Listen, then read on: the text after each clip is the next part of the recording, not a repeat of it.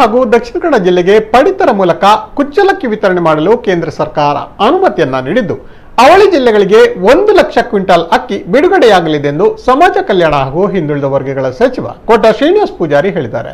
ಉಡುಪಿಯಲ್ಲಿ ಮಾಧ್ಯಮಗಳೊಂದಿಗೆ ಮಾತನಾಡಿದವರು, ಜಿಲ್ಲೆಗೆ ಕುಚ್ಚಲಕ್ಕಿ ಬರಲು ಕಾರಣರಾದ ಸಂಸದರು, ಶಾಸಕರು ಅಭಿನಂದನಾರ್ಹರು. ನಾನು ಉಸ್ತುವಾರಿ ಸಚಿವನಾಗಿದ್ದಾಗ ಈ ಪ್ರಯತ್ನವನ್ನು ಕೂಡ ಮಾಡಿದ್ದೆ. ಜಿಲ್ಲೆಗೆ ಕುಚ್ಚಲಕ್ಕಿ ಬರಲು ಸಹಕರಿಸಿದ ಆಹಾರ ನಿಗಮದ ಉಪಾಧ್ಯಕ್ಷ ಕೊಡ್ಗಿಗೆ ಹಾಗೂ ಅವರಿಗೆ ನಾನು ಧನ್ಯವಾದವನ್ನು ಸಲ್ಲಿಸುತ್ತೇನೆ. M4 ಜಯ ತಳಿಯ ಅಕ್ಕಿಯನ್ನ ಖರೀದಿ ಮಾಡಿ ಪಡಿತರಿಗೆ ವಿನಿಯೋಗಿಸುತ್ತೇವೆ. ಈಗಾಗಲೇ ಕೆಲವೆಡೆಯಿಂದ ಭತ್ತ ಖರೀದಿ ಮಾಡಲಾಗಿದೆ ಎಂದರು.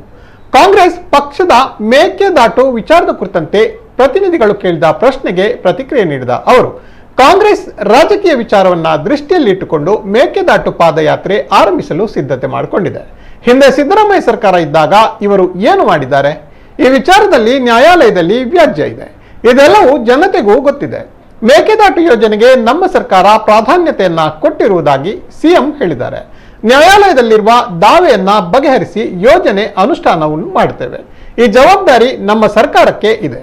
ಇಷ್ಟಾದ ಮೇಲೂ ಹೋರಾಟ ಮಾಡುವುದು ಸಮಂಜಸವಲ್ಲ.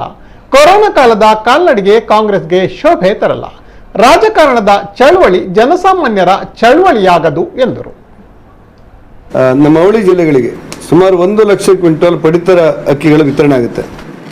ಈ ಅಕ್ಕಿಯನ್ನು ಕುಚ್ಚಲಕ್ಕಿಯಾಗಿ ಕೊಡಬೇಕು ಅಂತೇಳಿ ನಾನು ದಕ್ಷಿಣ ಕನ್ನಡ ಜಿಲ್ಲೆ ಉಸ್ತುವಾರಿ ಮಂತ್ರಿ ಆಗಿದ್ದಾಗ ಎಲ್ಲ ಶಾಸಕರ ಜೊತೆ ಸಭೆ ಮಾಡಿ ರಾಜ್ಯ ಸರ್ಕಾರಕ್ಕೆ, ಕೇಂದ್ರ ಸರ್ಕಾರಕ್ಕೆ ಪ್ರಸ್ತಾಪನೆ ಕಳಿಸಿದ್ದೆ.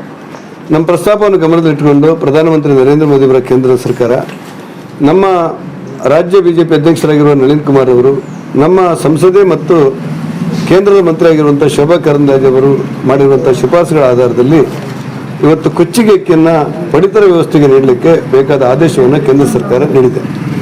ಈ ಕೊಚ್ಚಿಗೆ ಅಕ್ಕಿಯನ್ನು ಪಡಿತರ ವಿತರಣೆ ಮಾಡಲಿಕ್ಕೆ ಅವಕಾಶವನ್ನು ಮಾಡಿ ಆದೇಶ ಕೊಡೋದಕ್ಕೋಸ್ಕರ ನಾನು ರಾಜ್ಯ ಮತ್ತು ಕೇಂದ್ರ ಸರ್ಕಾರಕ್ಕೆ ಮತ್ತು ನಮ್ಮ ಕೇಂದ್ರ ಸಚಿವರಿಗೆ, ನಮ್ಮ ಸಂಸದರಾದ ನಳಿನ್ ಕುಮಾರ್ ಅವರಿಗೆ ನಾನು ಅಭಿನಂದನೆ ಸಲ್ಲಿಸ್ತೇನೆ. ಎರಡೂ ಜಿಲ್ಲೆಗಳಲ್ಲಿರುವಂಥ ಪಡಿತರ ವ್ಯವಸ್ಥೆಗೆ ಪ್ರತಿ ತಿಂಗಳಿಗೆ 1 ಲಕ್ಷ ಕ್ವಿಂಟಾಲ್ ಈ ಅಕ್ಕಿ ಬೇಕಾಗುತ್ತೆ. ಅದನ್ನು ಕುಚ್ಚಲಕ್ಕಿಯಾಗಿ ಪರಿವರ್ತನೆ ಮಾಡ್ತೇವೆ. ಈಗಾಗಲೇ ಪ್ರಸ್ತಾಪ ಇರುವಂತೆ M4 ಜಯ ಈ ಎಲ್ಲ ತಳಿಗಳನ್ನು ಲೇವ್ ಮೂಲಕ ಸಂಗ್ರಹ ಮಾಡುವಂಥದ್ದು ಮತ್ತು ಅದನ್ನು ಖರೀದಿ ಮಾಡಿ ಇಲ್ಲಿಯೇ ದಕ್ಷಿಣ ಕನ್ನಡ ಮತ್ತು ಉಡುಪಿ ಜಿಲ್ಲೆಯನ್ನು ಸಂಸ್ಕರಣೆ ಮಾಡಿ ಇಲ್ಲಿರುವಂಥ ಪಡಿತರ ವ್ಯವಸ್ಥೆಗೆ ಇಲ್ಲೇ ಕೊಡಲಿಕ್ಕೆ ಅನುಮತಿಯನ್ನು ಕೇಂದ್ರ ಸರ್ಕಾರ ಕೊಟ್ಟಿದೆ ಅನ್ನೋದು ಸಮಾಧಾನ ಸಂಗತಿ. ಇನ್ನೂ ಸ್ವಲ್ಪ ಇರುವಂಥ ವಿಚಾರ ಏನಂತ ಹೇಳಿದ್ರೆ, ಈಗಾಗಲೇ ಒಂದು ಹಂತದಲ್ಲಿ ಭತ್ತಗಳ ಖರೀದಿ ಆಗಿದೆ. ಬೇರೆ ಜಿಲ್ಲೆಯಿಂದ ಭತ್ತಗಳನ್ನು ಖರೀದಿಸಿ ತಂದು ಕೊಡ್ಬೋದಾ ಅನ್ನೋದ್ರ ಬಗ್ಗೆ ಯೋಚನೆ ಮಾಡ್ತೇವೆ. ಕೇಂದ್ರ ಸರ್ಕಾರ ಈ ಅನುಮತಿಯನ್ನು ಕೊಡೋದಕ್ಕೋಸ್ಕರ ನಾನು ಕೇಂದ್ರಕ್ಕೆ, ರಾಜ್ಯಕ್ಕೆ ಅಭಿನಂದನೆ ಹೇಳಿ ಆದಷ್ಟು ಬೇಗ ಪಡಿತರ ವ್ಯವಸ್ಥೆಯಲ್ಲಿ ಕುಚ್ಚಲಕ್ಕಿ ಕೊಡಲಿಕ್ಕೆ ಬೇಕಾದಂಥ ಯೋಜನೆಯನ್ನು ರೂಪಿಸ್ತೇವೆ. ರಾಜಕಾರಣವನ್ನು ದೃಷ್ಟಿಯಲ್ಲಾಗಿ ಇಟ್ಟುಕೊಂಡು ಚಳವಳಿ ಮಾಡುವವರಿಗೆ ಅವರದ್ದೇ ಆದಂಥ ದೃಷ್ಟಿಕೋನ ನಡೆದೇ ಇರುತ್ತೆ. ಮೇಕೆದಾಟುವಿನ ಬಗ್ಗೆ ಈಗಾಗಲೇ ನಮ್ಮ ಕಾರಜೋಳರವರು ಹೇಳಿದ್ದಾರೆ, ಬೇರೆ ಬೇರೆ ರಾಜಕೀಯ ಪಕ್ಷಗಳ ಮುಖಂಡರು ಹೇಳಿದ್ದಾರೆ.